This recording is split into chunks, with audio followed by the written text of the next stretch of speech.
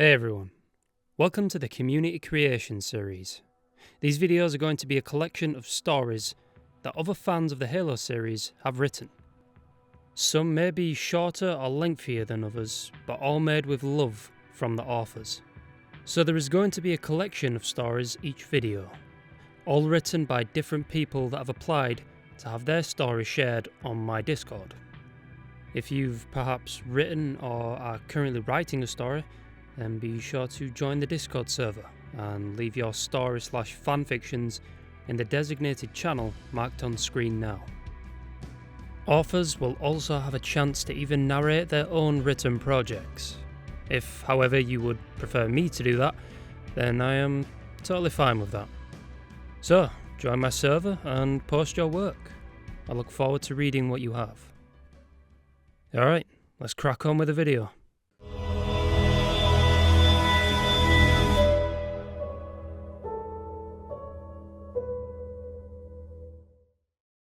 Halo Downfall, written by ODST ARC.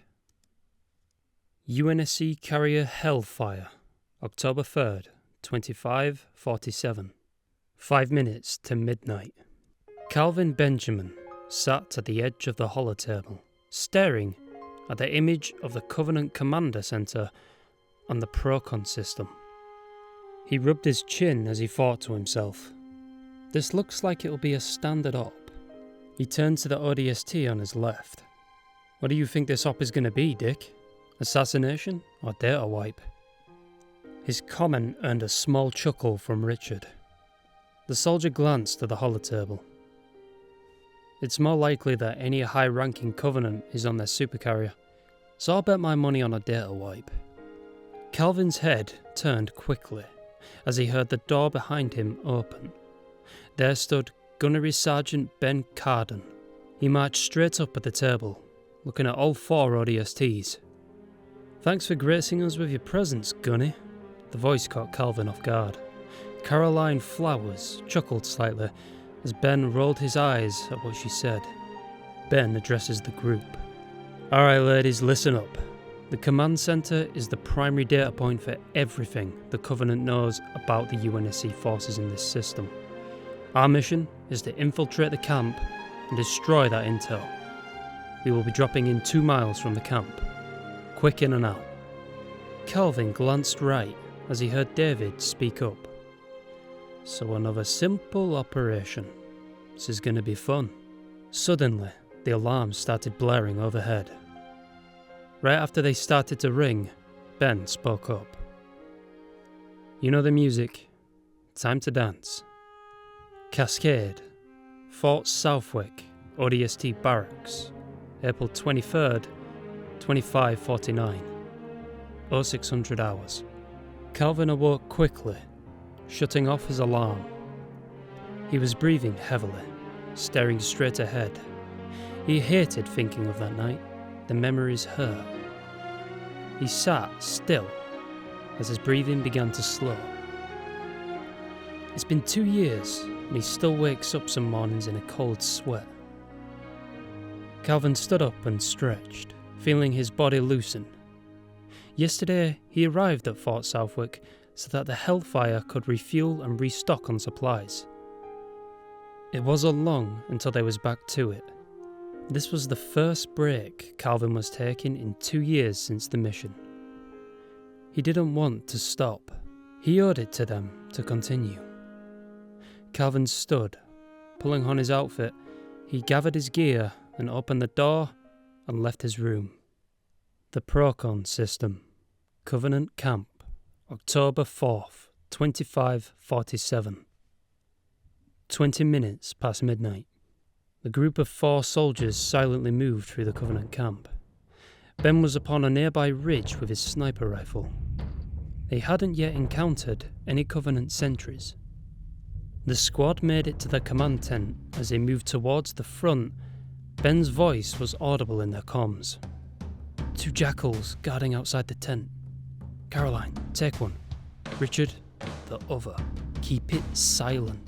Calvin and Caroline moved up one side. As they reached the front of the tent, Caroline moved behind the jackal, combat knife in hand. she suddenly gripped its mouth in one hand, then plunged her knife into its throat. On the other side of the entrance, Richard had done the same, killing it swiftly. Calvin glanced inside the tent. Inside was a holotable and one elite, back to the entrance. Calvin looked at David and made some quick hand signals. David nodded. Putting away his AR and pulling out his combat knife, Calvin drew his combat knife in his right hand and held his silenced M6C SOCOM in the other. The two suddenly rushed into the tent. David stabbed the elite in the lower back and kicked its legs forward. At the same time, Calvin jumped and plunged his knife into the elite's neck. As the elite went down, Calvin shoved the barrel of his pistol into the alien's mouth and pulled the trigger twice. The elite was dead before it even hit the ground. Alright, you know the drill. Caroline, wipe the data. Calvin, David, prep the EMP charges. Calvin moved towards the holotable, pulling out an EMP charge from his satchel. He began attaching it to the table. David did the same. Caroline began wiping data, and Richard was watching the entrance. Cascade, Fort Southwick Firing Range, April 23rd, 2549, 0900. Calvin stood at the end of the firing range. His magnum rang out as he fired round after round. Other ODSTs and Marines were there, but he paid them no mind. As he fired towards the target, he kept thinking about that mission. More of them should have gone out. His mind slowly fell back into these thoughts. As much as he tried, he couldn't escape them. Maybe he should have stayed behind. He shouldn't have been the survivor. The others should have come back. How would they act in this situation? Calvin was pulled back to reality as a Marine tapped his shoulder. He had been standing motionless for some time now. You okay, sir? Calvin sighed and nodded. He slowly lowered his arms, staring at the target downrange. Calvin took a deep breath before holstering his pistol. He turned and left the range. Procon System, Covenant Camp, October 4th, 2547, time 32 minutes past midnight. Calvin armed the charges as Caroline wiped the rest of the data. As the group prepared to move out, they suddenly heard a scream of a grunt. Then Ben's voice was audible in their comms. You've been made! Move! The group immediately took off sprinting. As they ran, Calvin detonated the EMP charges. Richard was in the lead, and as he moved around the tent, he suddenly buckled and hit the ground. A plasma round had hit him straight in the visor. Caroline reacted first, raising her battle rifle and firing on the jackal. David glanced at Richard's body. Then they continued sprinting. It hurt to leave the body there, but if they tried to move him, it would mean death for all of them. More incoming behind you! Calvin turned in time to see a sniper round drop an elite. He raised his SMG and fired rounds into the grunts running at them. Calvin suddenly felt weight hitting him, as if he was thrown to the floor. He looked to see David, a needler round in his leg. Calvin heard him grunt in pain. He wanted to say something, to call him an idiot, but he couldn't speak. Calvin helped David up as Caroline and Ben provided covering fire. Calvin fired his SMG as he helped David move away from the Covenant forces. As they moved, plasma rounds slammed into Caroline's chest and she dropped. As they round a corner, David shoved himself away from Calvin. Both of us aren't going to make it out of this. I'll hold them off as long as I can. Run! Calvin wanted to object. He really did. But something in David's voice made him stay silent. He made a quick salute to David, then turned and ran. Even as he heard David's assault rifle ring out, then cut off, he didn't look back. Cascade, Fort Southwick Cafeteria, April 23rd, 2549, 1300 hours. Calvin sat alone, as he always did. He had finished his food, and he had sat there, slowly sipping some coffee. He wasn't sleeping well, so the caffeine helped. The Procon system was glassed. Calvin looked up as Ben sat opposite him. He glanced down and simply nodded. "You're thinking about them, aren't you?" Ben looked at Calvin, a bit of concern in his voice, but his eyes had the same sadness that were in Calvin's. They would have wanted us to move on. You know, it isn't easy. Calvin took another sip of his coffee. He was fighting back tears. Ben managed to bring the emotions out of him. I know. They'll always be on our minds. I think we're doing good by them. By continuing. When we're shipping out. 1 hour. The fight never ends. Do 'em proud, Helljumper. Ben stood and left the table. Calvin watched him go, and a smile formed on his face. Calvin downed the rest of his coffee in one go. He stood back up and made his way to the barracks to get the rest of his things. He was ready to go back into the fray. Fireteam Night Stalker may have been gone, but he and Ben weren't done just yet.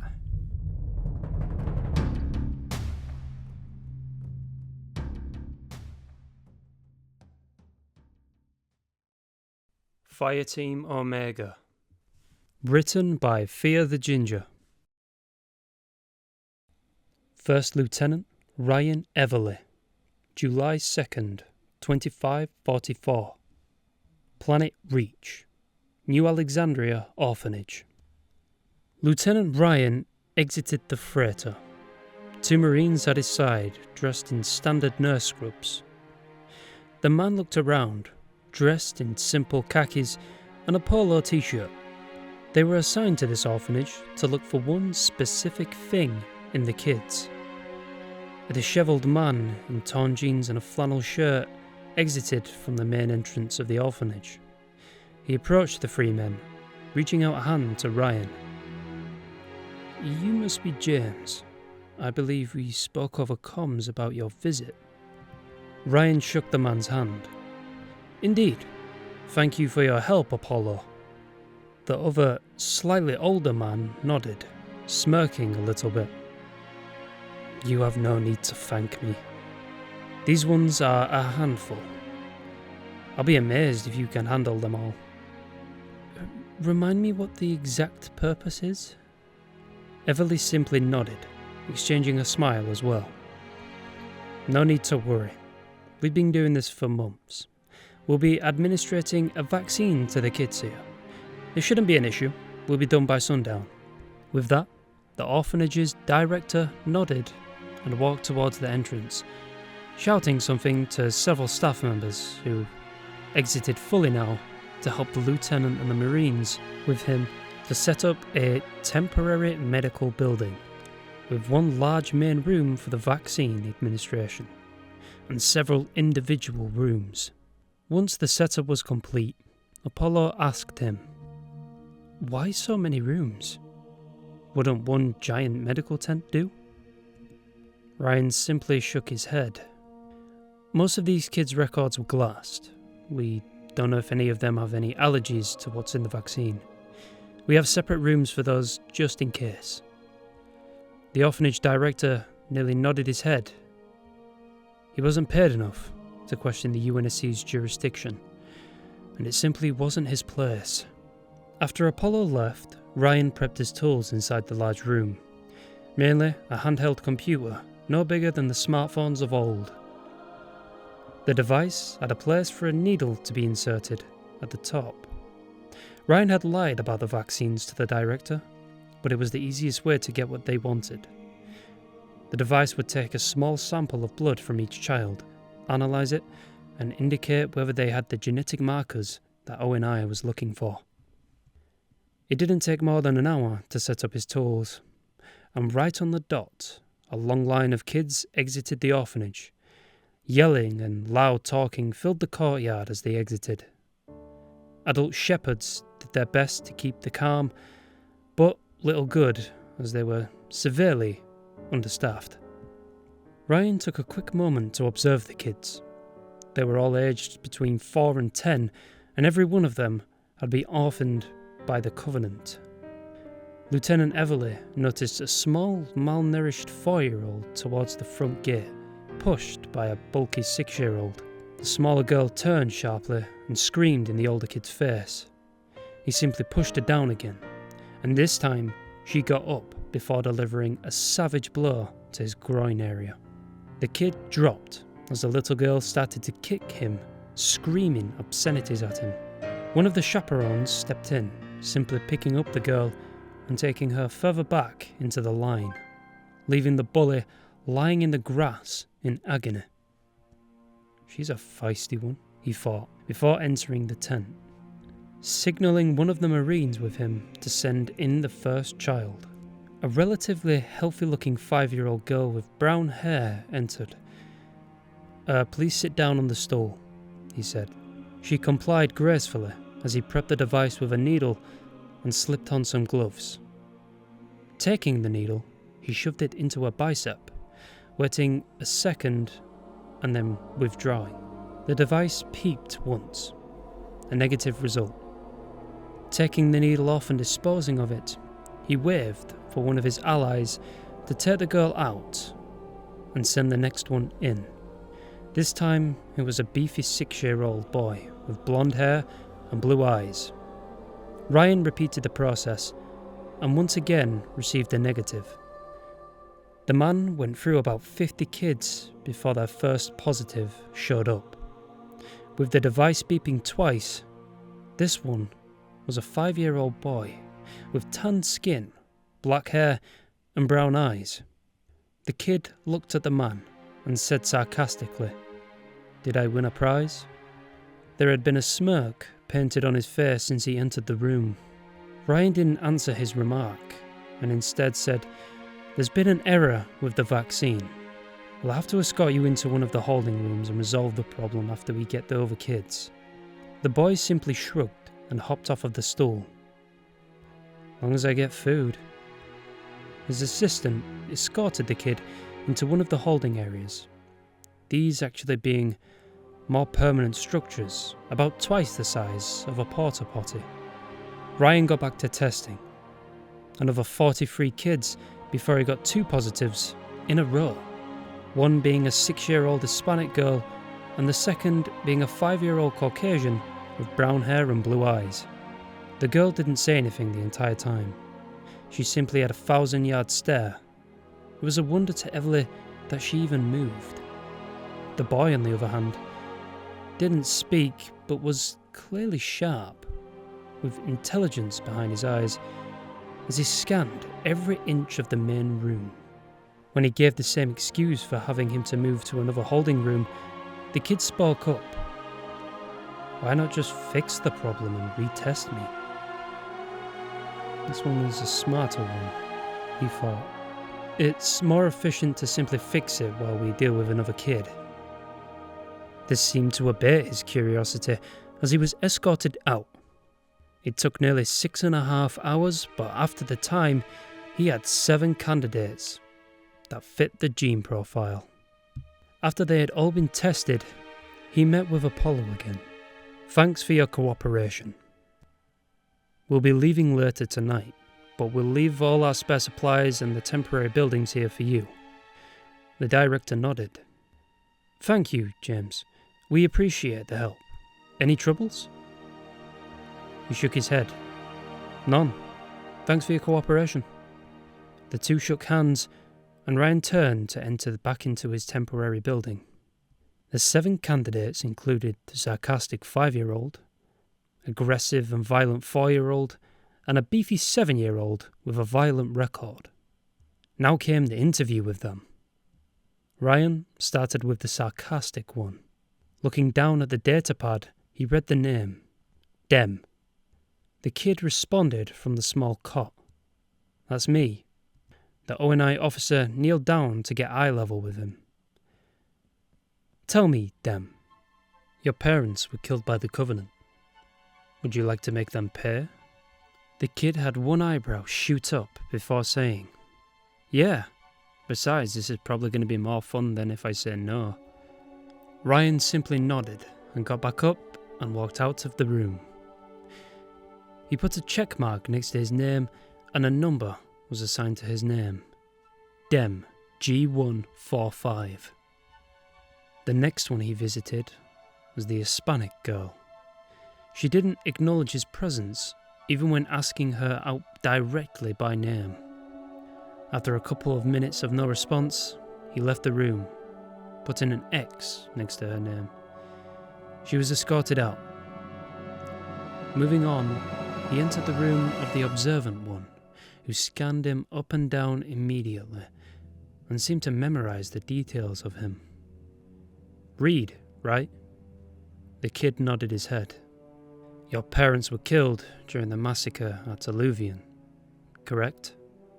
The kid simply stated, you already know this. Get to your point. Ryan was slightly taken aback, but remained stoic. Do you want revenge? A single determined nod was the answer. Once again, the LT turned and left the room, adding another check to the tag, G085, appearing next to Reed's name. The next room he entered showed the kid had his ear pressed against the wall, sharing Reed's room. While they looked similar to Reed, they're a year apart, and from two different planets, this one also had slightly tanner skin than the previous child. The kid had clearly been listening in, and this was confirmed when he just stated, yes. This mixed determination in his eyes was all Ryan needed. He added him to the list, Grant, G330. When the LT entered into the fifth room, he was met by an object launching at him.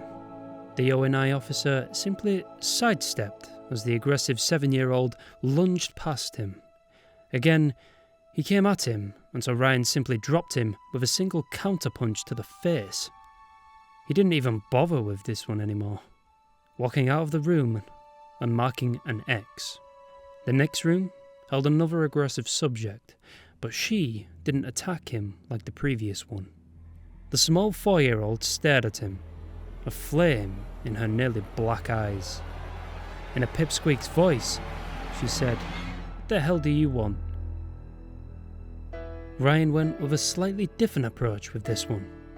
Liz, your parents were killed by the Covenant during the attack on a mining colony. You were left on your own. How would you like to fight and beat them to a pulp? She simply smiled and said, "Hell yeah, I'm in." Good. The lieutenant started walking out, the tag next to this one appearing as Liz, G225. Finally, he reached the last candidate, a burly 7-year-old who he had vaguely recognised based on his file. Ryan sat down on the cot as the kid stared at him with his dirty blonde hair and green eyes. Before we continue, I want you to know, you have a violent record here, Logan. Why is that? The kid spoke up hesitantly.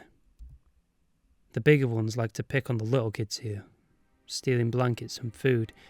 I try to protect them as much as I can. Because you couldn't protect your family? The kid dropped his head and nodded. Ryan gave him his pitch. I'm going to offer you a chance to protect others and avenge your family. Do you accept? Now Logan looked up and gave a stern nod. I want to do it. Good. Wait here for further instructions. Walking out of the final room, he looked at his pad. Logan was given the tag G162. 5 kids out of nearly 500 here. He sighed as he walked out of the final kid's room and towards his own quarters. It was not enough to meet their goals, but the gene pool was diminishing with each Covenant attack. So this was all ONI was going to get out of this orphanage. He reviewed each of their records. Each one had their own quirks. Liz was the smallest, but was known for being one of the most violent kids they had. Grant was quite the opposite. There was almost no reports on him. Ryan knew from one of his interactions with him, though, that meant Grant stayed in the shadows and watched. Similar to Reed in that manner. He spent the next hour making the final preparations before gathering up all of his equipment and signalling to the 2 Marines with him. Under the cover of darkness, these 8 figures left the building and entered the ship that had brought them here in the first place. The 2 Marines, now dressed in O&I black fatigues, climbed up to the pilot's seats and started the engines. The dull throb permeating through the hull as they took off. Ryan didn't care if the orphanage noticed 5 kids missing at this point. They had their objective, and he doubted that even the dear director would notice them missing at all. He watched each of them in their seats. Each one seemed anxious and nervous, leaving the planet. The lieutenant wasn't surprised by this. The last time they had left the planet, they had all seen their families massacred by the Covenant. That's what makes them resilient, he thought. Despite all of that, none of them had broken, and all were willing to focus their anger into something more. It was a short flight to the O&I Prowler, stationed in orbit above the planet. Once the dropship entered into the bay and was secured, he felt a distinct twinge in his gut that told them they had entered slip space. Now it was just a simple matter of getting these kids to Onyx. What happened after that was none of his concern. Everly had done this before with the Beta Company Spartans. He didn't know what happened to them after training, but he did know that these 5 had what it took. Ambrose would be getting his Gamma Company, and while Ryan didn't think these would be the best, he knew they would make excellent Spartans. Hey again everyone, and thank you all for watching. If you like the stories in this video, then be sure to leave a like. If you have any thoughts or constructive criticisms for the authors, then be sure to let me know in the comments of this video. Shout out to my patrons, John117Arts and Corporal Hot Pockets. Both absolute legends. If you think you can do better and want to see your story in a video, then make sure to join my Discord. Links in the description. That's all for today. Peace.